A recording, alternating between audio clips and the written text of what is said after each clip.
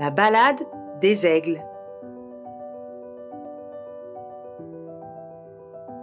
Maman aigle et ses petits vivent dans la forêt.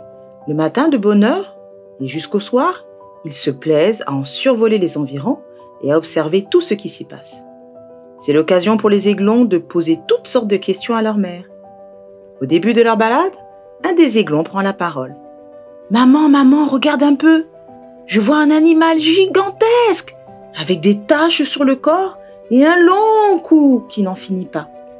Quelle chance il a! Il peut d'un seul coup attraper les feuilles des arbres. »« C'est une girafe, » répondit sa maman. « Elle est grande, c'est vrai. Grâce à son long cou, elle atteint la cime des arbres.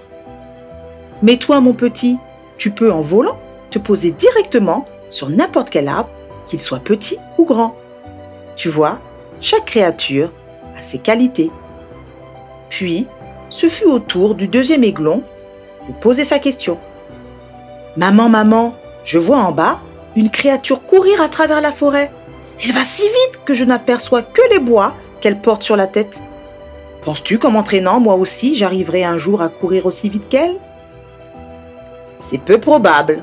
Le renne, lui, a des pattes musclées pour lui permettre de courir vite. C'est une créature bien différente de toi.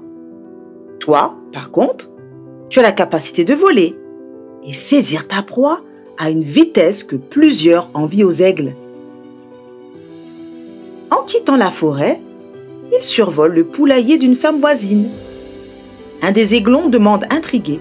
« Maman, je vois des créatures qui ont des ailes, mais qui ne volent pas. Sont-elles malades ?»« Mais non, mon chéri, elles ne sont pas malades. Les poules aussi sont des oiseaux. Seulement, elles sont différentes de nous. Nul besoin pour elles de voler. Elles se déplacent autrement et cela leur convient tout à fait. » La balade continue quand les aiglons aperçoivent nonchalant sur un arbre se prélasser un paresseux. L'aîné des aiglons demande « Maman, comment une créature peut-elle dormir aussi longtemps? Se lever tôt, n'est-ce pas la normalité des choses? Tu sais, mon grand, ce qui est normal chez les uns n'est pas forcément vrai chez les autres. Les paresseux ne peuvent pas facilement se déplacer au sol à cause de leurs longues griffes. Ce sont cependant d'excellents nageurs. Ceux-ci peuvent se déplacer 3 fois plus vite dans l'eau que sur la terre ferme. Comme les autres animaux, les paresseux ont leur place sur terre. Les questions continuèrent tout le long du chemin.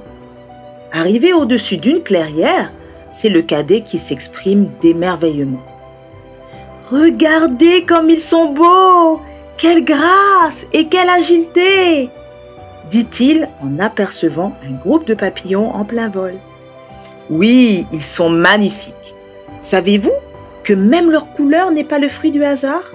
En plus, ils aident à déterminer la qualité d'un environnement. Ils sont utiles pour connaître l'état des endroits humides, des pelouses calcaires et des forêts. Aussi, en se posant sur les plantes, ils les aident à vivre plus longtemps. Toute créature est unique et est faite pour un but. » De retour de leur escapade, chacun se remémore les découvertes de la journée. Avant de se coucher, maman aigle explique à ses petits que chacun sur Terre est différent, mais aucun n'est mieux qu'un autre. La création se complète parfaitement. Les aiglons comprirent alors que les différences ne devaient être ni moquées, ni critiquées, mais au contraire, que chacun doit s'apprécier tel qu'il est. Psaume 139, verset 14. « Je te loue de ce que je suis une créature si merveilleuse. Tes œuvres sont admirables